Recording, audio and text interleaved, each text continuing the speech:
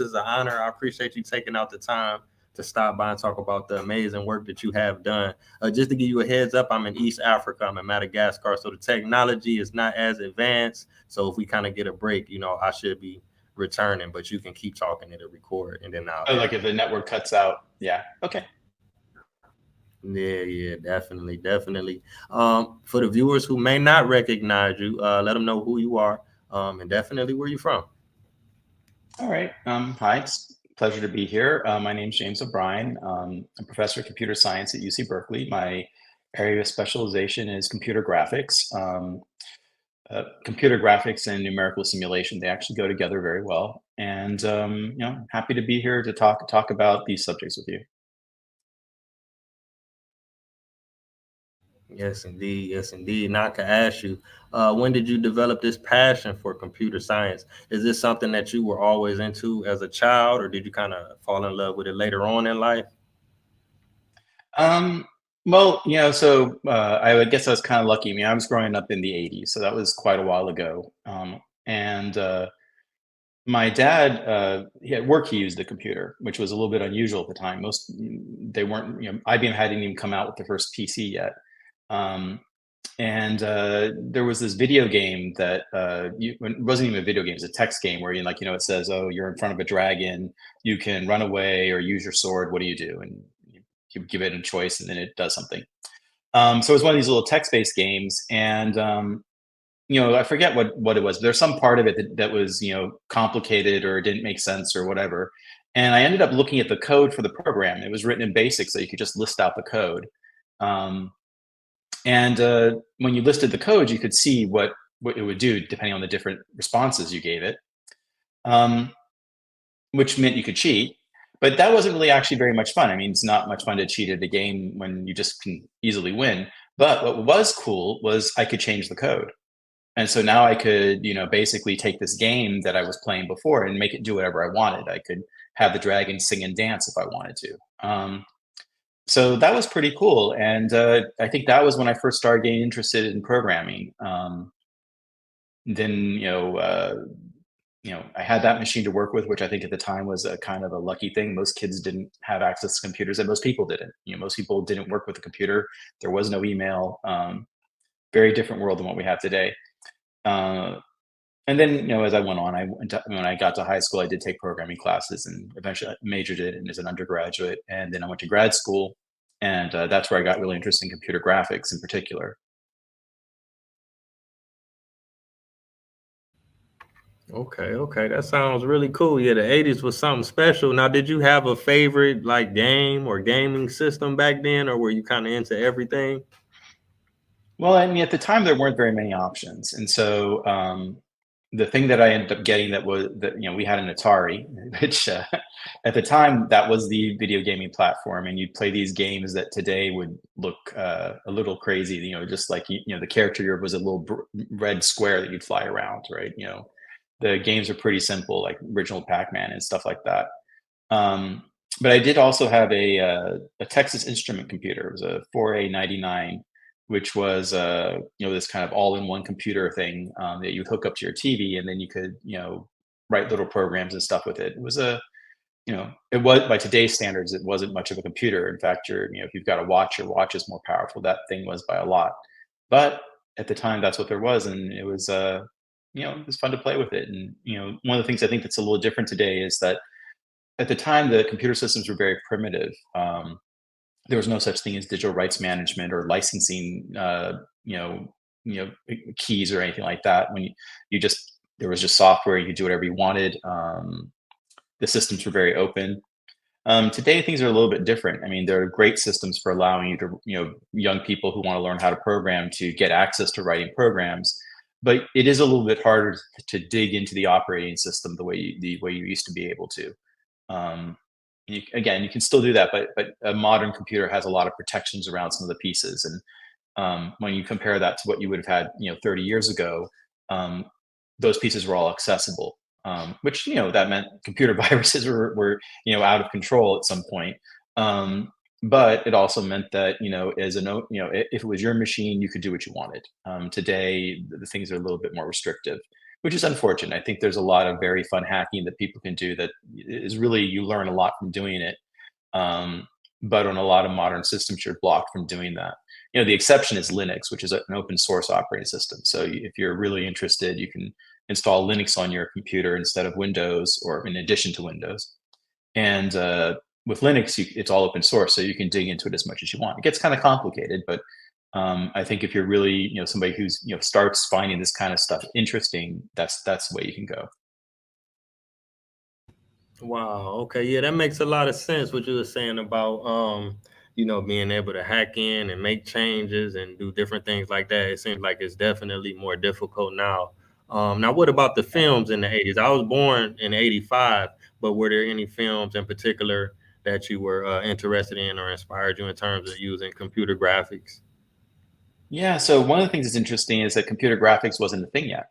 Um, I don't remember the exact dates, but at the time, just rendering an image, just putting a picture on the screen, was required special hardware, right? Most computers could only display text, like literally, it couldn't draw pictures. It could display text. Um, and then computers that were able to actually display images or draw something on the screen, those were pretty unusual. I know a guy named Turner Whitted who is a pioneer of computer graphics, and the first ray tracing images he generated. I don't remember the years. I think it would have been this late '70s, maybe early '80s. But he generated the first ray traced images. And if you ever meet him, he's a very interesting person. He tells stories about how, in order for him to use the whole university had one computer, right? And it sat in this huge room, and you had to reserve time on it. And what Turner figured out was he made friends with one of the sysadmins, one of the people that maintained the machine, and convinced them to let him use the machine late at night when nobody else was using it. So the pioneering research on the first ray traced images was done, sneaking in at night to render these things. And if you saw the image, the first image is like just like a glass sphere floating over a checkerboard, right? Not very exciting. It's something that I can have. I give it as an assignment to undergrad students, and it takes them like less than a week to write the code, and it runs in a second or two. Whereas this thing was new at the time, and it took forever to run on this big huge machine, and there was no monitor to display the results, so you actually have to use special equipment to get an image of the results. It's a lot of work back then. As you move forward in time, there were movies that started to use computer graphics. The Wrath of Khan was a Star Trek movie that had this scene where stuff blows up, explosion in space, and they used computer graphics for that. And that was a new thing, right? Before that, like you look at the old Star Wars movies, the explosions were like, you could see it was like somebody had lit something on fire and filmed it as it burned, right? That's how they did the explosions. So this was a computer graphics explosion in space, and it was a new thing, and it was very exciting. And if you go read computer graphics history books, then people will talk about this. Unfortunately, the next movie that used a lot of computer graphics was a movie called Tron. And today, Tron is kind of like a sort of a cult favorite. Like people like to watch it. It's kind of a cool thing, retro thing to watch.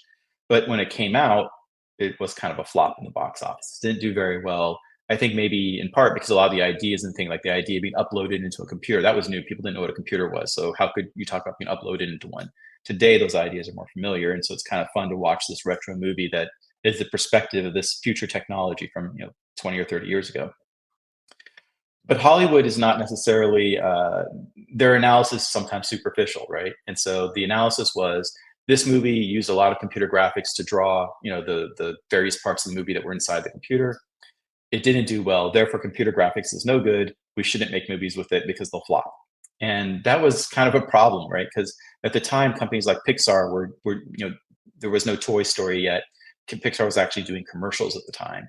And so the idea that visual effects was no good was, a very difficult thing to deal with. Luckily, there were people who didn't accept that, and they continued to push on the ideas. And as the techniques in computer graphics got more advanced, it started moving from like sort of academic research into the world of special effects being used in film.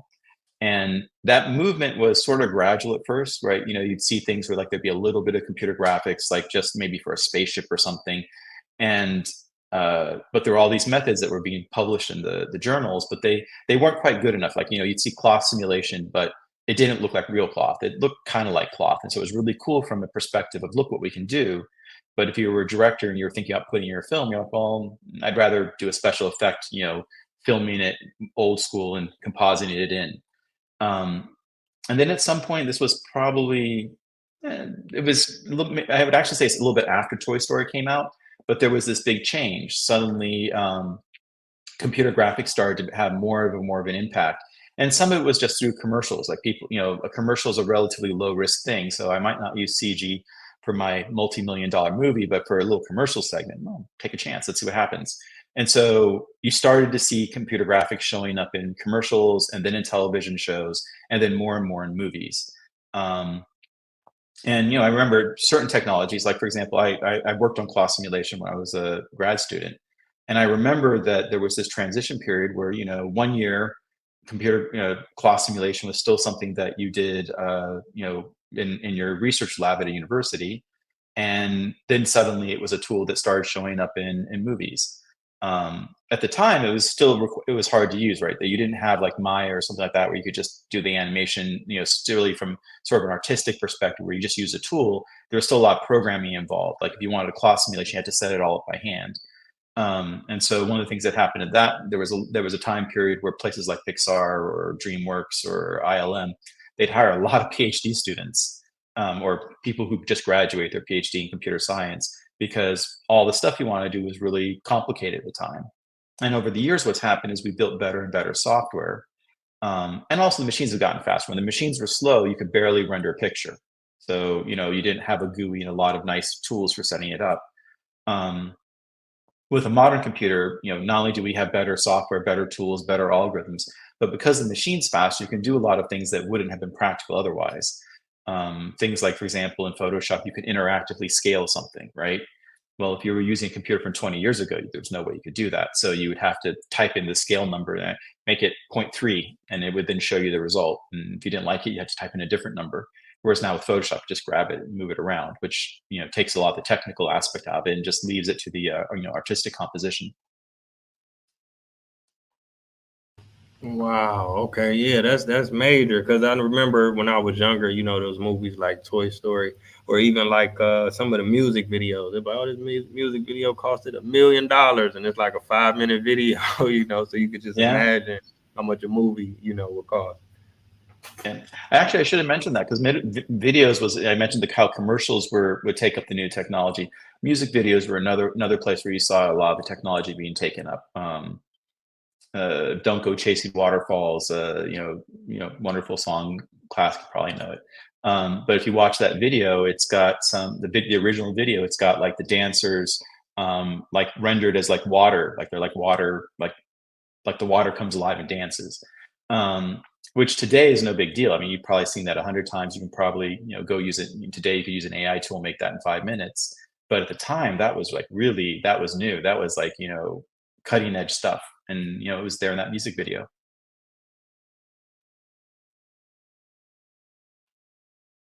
I think the video might have cut out. You're frozen right now. Oh, there you are. Now you're back.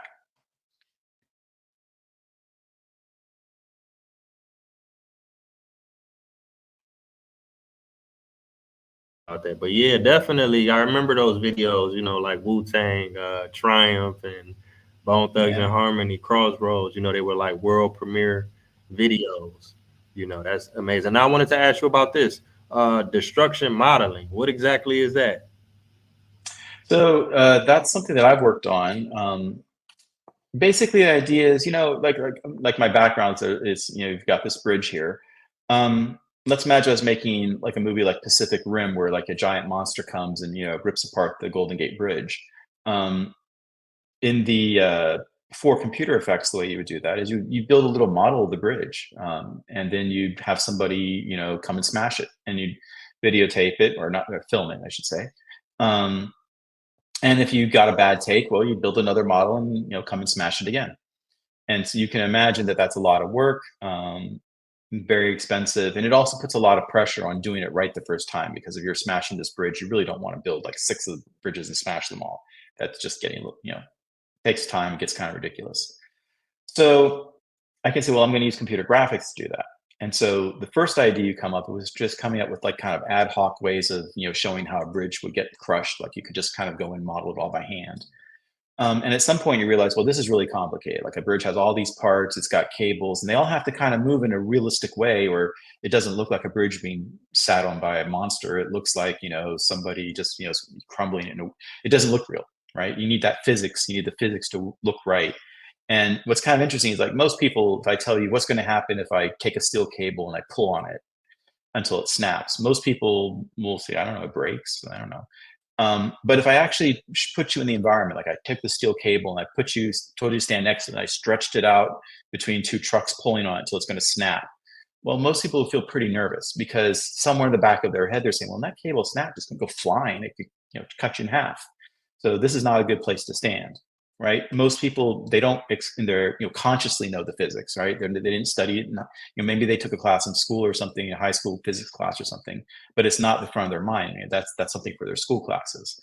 But we have a very intuitive understanding of the way things should move. That's why you can catch a ball, right? When I throw a ball to you, you don't whip out your, calculator and do some calculus and figure out where the ball is going to end up. You put your hand out there and catch it because your brain does it for you. That means if I want to make my bridge look real when it's being destroyed by this monster, I've got to get all those physics right. All those cables have to snap in the right way, and the metal's got to bend in the right way. And while it's easy to look at it and see if it looks right, it's very hard to figure it out and do it all, right? Because it's not something you can easily explain necessarily. It's just an intuitive understanding, and converting that into something on the page is very difficult. So we can say, okay, well, let's try a different approach. If the physics need to look right, why don't I just simulate the physics? Why don't, like we use techniques like finite element analysis and, CFD, computational fluid dynamics. We use those techniques to model things. Like if I was an engineer building a bridge, I would want to know if it's strong enough. And one of the ways I do that is I could build a finite element model, computer simulation of the bridge. And I could see, okay, if the cars weigh this much on the bridge and the wind is doing this, what I simulate all the loads, and I could see if the bridge is strong enough to work. And it's, and if it's not, then I would change the design. And I avoid the situation where a bridge that falls apart and kills people. I don't want that. But I can also say, well, if I can do that in a simulation to see if the bridge is strong enough, why don't I just simulate what actually happens when this imaginary monster sits on it, right?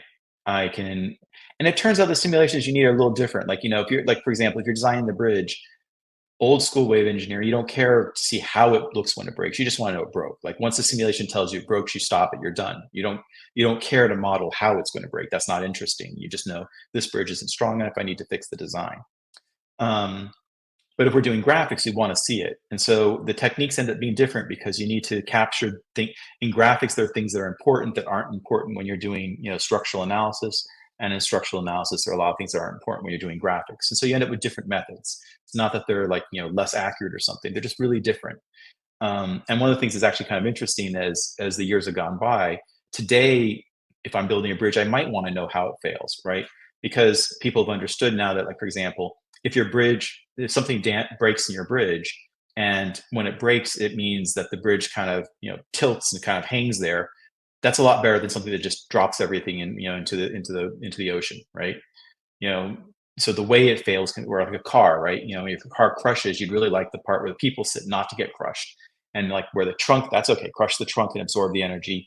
Crush the engine compartment, absorb the energy, but keep that passengers where those people are sitting rigid and safe, right? So what's actually kind of interesting is there's been this crosstalk. Methods that we originally developed in graphics for doing animations have now gone back into for doing, the structural analysis and crash analysis of vehicles and stuff. So anyway, if I want to model destruction effects, I put together a finite element simulation. I write out the equations that describe how metal bends and, stretches, and how cables snap, and, how concrete crumbles, and, put those all into a bunch of mathematical equations. And then I use a computer to simulate it forward. And now I've got my special effects. Now I don't need to build a physical model. I built one in the computer. And that, my PhD thesis was on fracture propagation, or how cracks move through materials. And so, well, if we know how cracks move through materials, let's turn that into software that we can use. And so we actually did that and spun out a company called Pixellux that sold software that you could use to do effects in films. And it ended up getting, it's been used in like over 200 or 300 films at this point. Kind of lost track. When we first released it, we were really excited. We keep track of each new film that used it, and at some point, like, okay, lost count. Which is pretty cool, right? When you make a tool, you might think it's a cool tool, but when you put it out in the world and people are able to use it to do something beautiful, that's pretty awesome. And one of the movies I really like is the movie Sucker Punch. It didn't do so well in the box office. It's not a happy, feel-good indie movie. It's kind of dark, but it has these amazing scenes in it that are just really very creative and interesting. And it's the first movie that used our software in a really big way. Like there's a scene where the main character is in like a temple, and she's sort of meeting with this old wise person who gives her like the sword she needs and the map she needs. It's kind of like you're gonna go on a quest and you get all the stuff you need. And then as soon as she's got the stuff she needs, this weird samurai robot thing comes into the room and starts shooting everything and destroying everything. And she has to, go fight with it. It's a movie, so she does some acrobatic flips and beats up the samurai thing. Um, but if you watch that scene in the movie, everything, that whole temple is all getting smashed and destroyed. At the end, the whole thing collapses into a pile. And that was all done with our simulation software by MPC, Moving Picture Company. It's a Canadian special effects company. And it was just amazing to see because, like I said, you make a tool and it's kind of cool, but you don't really know what it's good for until you put it in the hands of, and like in this case, an artist who knows how to use that tool and make something really awesome with it. So that was really nice. And then, it's been since then used in a lot of films. We actually got an Academy Award for it, and I think it was 2015. Um, so, really a lot of fun, and it's cool to watch a movie and and say, oh, look, my software was used for doing that. It's kind of a cool thing. Yeah, yeah, definitely. I mean, that's really inspiring. I mean, you named hundreds of films, so there's definitely got to be some of the biggest and best and some of our favorites. You mentioned the Academy Award. I think I heard that you won an Oscar as well for some of your work. So there's the like Best Actor Academy Awards. They also have awards for developing technology. So, but they don't. They televise them, but they kind of cut the show. They show you the actors and stuff who look cool, and then for the sort of geeky awards, they webcast that. I mean, they do, I think they do televise it, but it's like like if you actually watch, sometimes there'll be these long commercial breaks, and they come back and everything's moved around. Well, that they spent that time while they were off in the commercial break talking about the scientific awards and stuff. Um, and basically, what these are again Academy Awards from the Oscars for develop. It's not necessarily a specific movie like best special effects in a particular film. It's for developing a tool that's used throughout the industry. So you see things like the digital projector, like the year that we got our award, the person who designed the digital projector, the DLP. The DLP chips that fundamental to making that technology work. I think they got a lifetime achievement award, right? Because they had made this thing that had fundamentally changed the movie industry, right? You went from shipping canisters of film around to now doing projection digitally, higher resolution. Also, it makes distribution easier. Right? You don't have to mail a big canister of film to somebody. You send them a digital file. So you can see how, and so that's the idea. The SciTech Awards are for technologies that have changed or impacted the movie industry. And so, we had to build this destruction software, been used in a lot of films. And so they said, okay, well, this was a significant thing. And so they recognized it with the award. Wow, that's still tremendous. Whether it aired or not. I really appreciate your contribution. That's amazing. Yeah, Now, I can yeah. ask you. Margot Robbie and Miles Teller were the ones who presented the award. So that was kind of fun. I've got this picture of me standing next to Robbie and Miles Teller. Kind of cool. Wow. Okay. Yeah, no, that's definitely cool. Now, can I ask you, outside of like creating the software, that obviously filmmakers may use or game developers may use, have you ever considered, you know, creating a project yourself, like a film or a video or a video game or anything like that, or you just kind of stick to the software? Well, no, I've done a couple things, and so I've for a while. I mean, I've got maybe I forget the number, but a couple little short films, mainly to demonstrate a particular technology. So, like in our lab, we developed something. It's a new technology. We kind of want to show it off, and so we would make a video demonstrating that technology. And so we have a couple of short films that are that sort of thing that were like in the SIGGRAPH Electronic Theater. Um, also, I've written various applications. My wife she teaches digital media at UVA, and she's also a multimedia digital artist. And so we collaborated on like doing some VR projects where she had all this 360 degree footage from like inside glaciers in Alaska. And we turned that into a VR environment. So you could like, put on the VR headset and be like literally inside the glacier and look around. And another collaborator, Matthew Burton, he had recordings, like he would put microphones in the ice, and so the sounds that he was recording was like the creaking and cracking of the glacier moving, and so all got put together in this kind of VR experience. And so I think if you go to the Anchorage Alaska Museum in Alaska, I think it's one of the exhibits you can put on the headset and you're inside the glacier. So kind of Wow. Okay. it was fun getting the video footage for that, because we went into the glacier to get it, which was a really interesting place to be. Like it's beautiful. Yeah, man, you can only imagine. That's amazing. Now we got But about you don't 4 minutes. have to imagine it. You can put on the VR headset and see it. Right, right. You made it possible. I appreciate that. Okay, we got about 4 minutes left. I wanted to ask you a little bit about photo forensic and fake media detection. Um, with music, I'm a fan of music. You know, you have people that are able to take their favorite artists and recreate music or create new music. You know, with the artist not even being in the studio or even living. Is that something Mhm. that's possible with photos and video? Have we got to that point yet, or is that something that we could see in the near future? Yeah, so it's already the case right now. Like if I, like as you said with music, if there's some artist that you like their musical style, you can train an AI based on their existing recordings, and then it can generate new stuff. And this is kind of the same with art, right? You can mimic an artist's style, you can mimic their composition, you can, you know, and I think that this is disturbing to a lot of people. And I think there are a lot of aspects to it, right? One of them is a really good thing, right? Before, if you wanted to make music, you had to have you had to have certain talents, right? And you had to take the time to develop those skills. Same with, you wanted to create imagery, right? You want to use Photoshop, you still need to know how to use Photoshop and how to use it to draw something that looks, like whatever you want.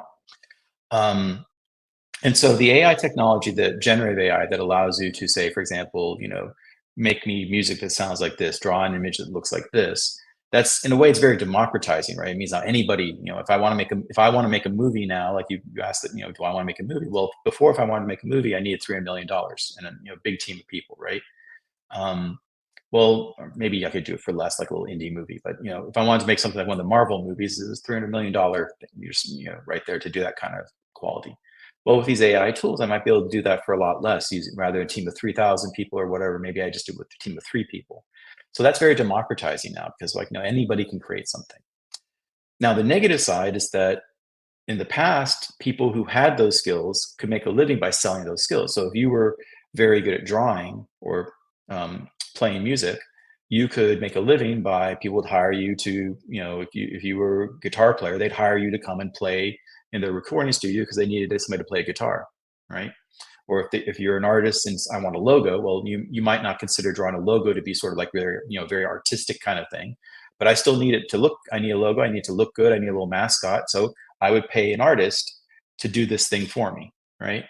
And the problem that we have is that now that we've democratized this, the good side is everyone can do it. The bad side is that you don't need to hire somebody anymore, which I think is I think it's causing a lot of concern for a lot of people. Um, I do think there's a short-term solution to that, which is learn how to use the AI tools. Even if you're not a technical person, at this point, there's ways to use them, like for generating. I don't know too much about the music side of things, but like for the image, if you're totally non-technical, you can download a thing called Diffusion B, install it on your computer. It's pre-open source, and you can just tell it to make images. You don't need to use a cloud or pay for anything. You just do it right there on your machine. Um, If you're a little more technical, there's a thing called comfy UI, like comfy, like comfortable UI, um, that allows you to take AI components and sort of string them together to generate images or video. It's not programming exactly. It's a little technical because you have to kind of know what to attach to what, but there's all these examples out there. So even if you're not too technical, it's very accessible. And so the thing is, when you use these tools, you still have to know what you want to make, right? So if you went to school and you learned about color and composition, and you have those talents, you could become very disheartened and say, well, I can't make a living as an artist anymore because of this generative AI stuff. But a lot of the stuff, the generative AI stuff, it looks cool, but it lacks the design that a human can bring to it, at least with the technology today. So if if you understand composition, well, you can take that tool and then use it.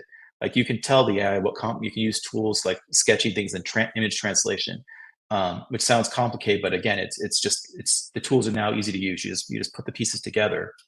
So you can use those tools, and now your skill at composition, for example, is going to carry over into this thing generated by the AI, because you're going to be creating the composition.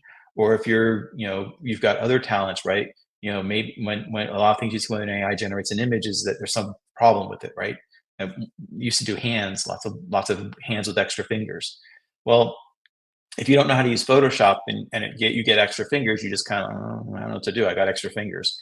But if you know how to use Photoshop, you know how to get rid of those extra fingers, right? So in the short term, I think there's this option for people to learn how to use the tools, to embrace them, and then kind of use that to sort of amplify their abilities rather than giving up. Long term, I think the AI things kind of, I know you asked about image, for instance. I kind of got drifted off in AI here, but long term, I think AI it is going to automate a lot of stuff that human beings get paid to do today. And so that is something that I think is very important, and people today should be thinking about, well, what do you do in the future where maybe most people don't need to work, right? That can be a future that's really like beautiful. Like, most people don't need to work. There's maybe some basic income that's given to everyone, that's derived from these machines that do all the actual work, and we all live very happily, right? Um, but if you say people don't need to work, and you don't give them some support, like the rich people own the machines and they get all the benefit, and everybody else just kind of can live in a tent on the street, well, that's no good, right? So today we need to be thinking about, what do we need to do to go that first option, where when the machines do all the work, it's beneficial to everybody, right? As opposed to harmful to everybody. So that's something our policymakers and individuals should be thinking about when you cast your votes for people. Ask them that question, right? You go to town hall, I know that you're not in the U.S., and so your politics are different, but there's still the idea, wherever you are, there are politicians. Ask them these questions. What are you going to do? Are you thinking about this thing that's going to happen in our future?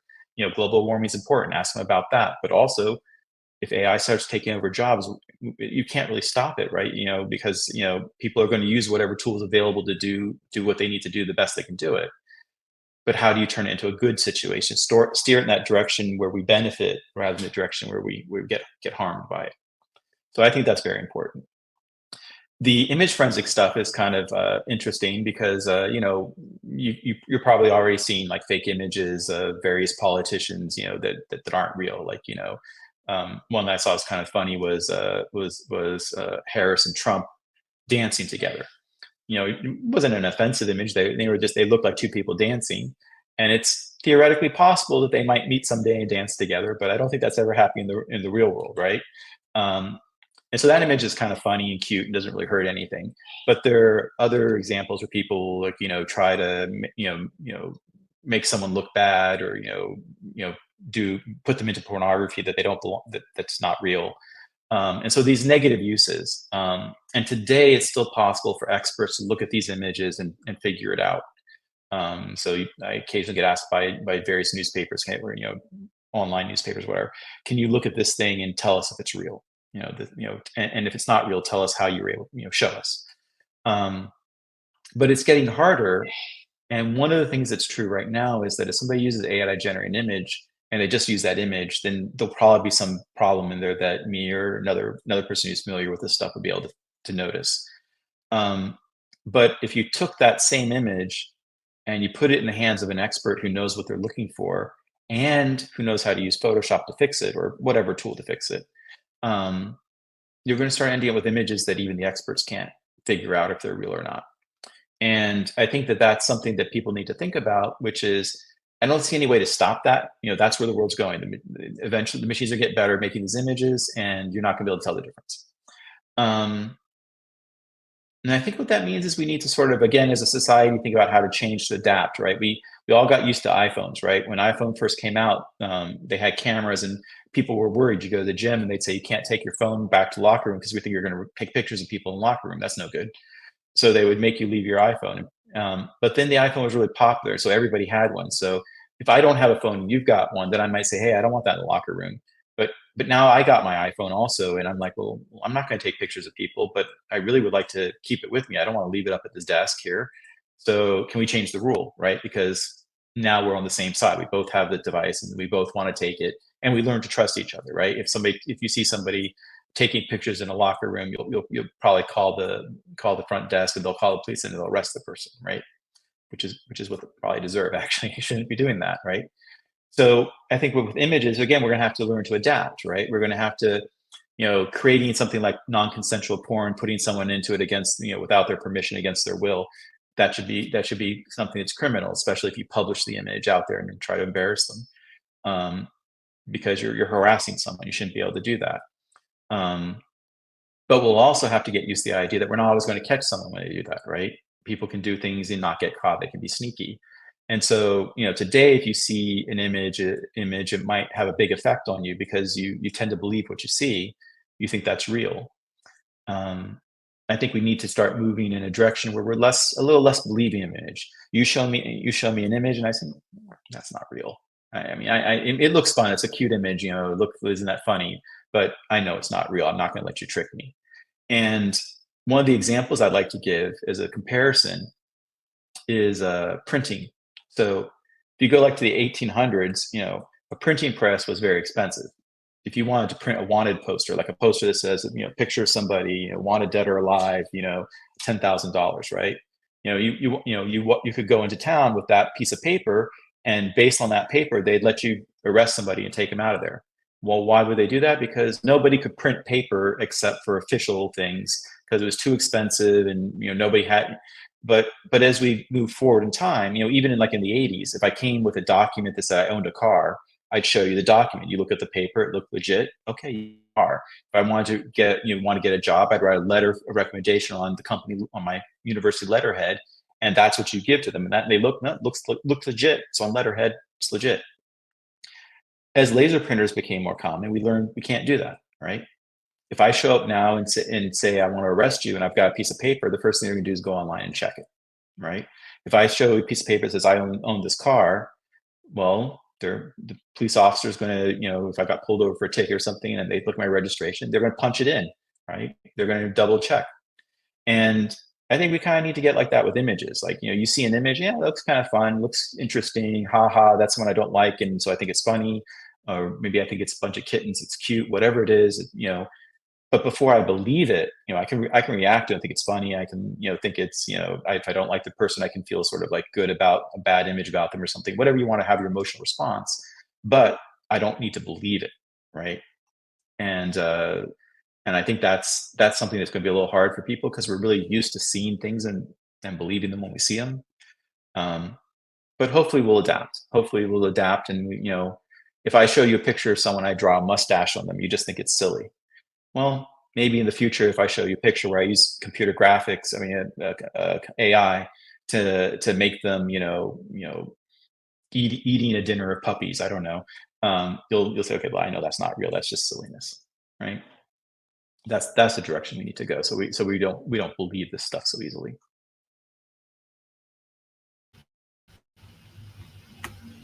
Yeah, definitely. I mean, you made some very important points because it's like the technology is already going where it's going, so we need to prepare for it.